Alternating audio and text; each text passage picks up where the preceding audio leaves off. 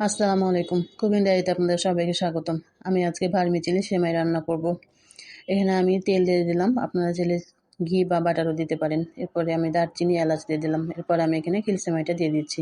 সেমাইটাকে আমি প্যাকেটে ভেঙে নিয়েছি। প্যাকেটে ভেঙে নিলে সেমাইটা ছড়িয়ে যায় না বাইরে, ঠিকমতো ভাঙা হয়ে যায়। এরপর আমি এখানে কড়াইতে দিয়ে দিচ্ছি। দিয়ে ভালোভাবে আমি এটাকে ভেজে নিচ্ছি।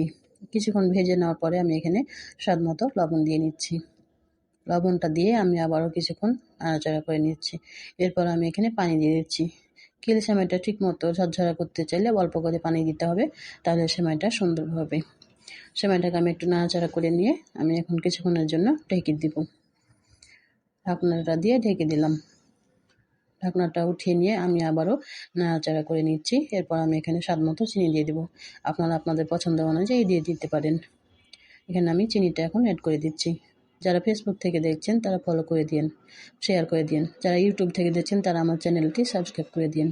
সেমাইয়ের সাথে চিনিটাকে ভালোভাবে মিশিয়ে নিচ্ছি। আমার সেমাই রান্নাটা কেমন হয়েছে অবশ্যই কমেন্ট করবেন। আমার সেমাই রান্নাটা যদি আপনাদের ভালো লাগে তাহলে বাসায় ট্রাই করতে পারেন। সেমাইটা আমার রেডি হয়ে গেছে। আমি এখন এটাকে উঠিয়ে নিচ্ছি। সবাই ভালো থাকেন। আল্লাহ হাফেজ।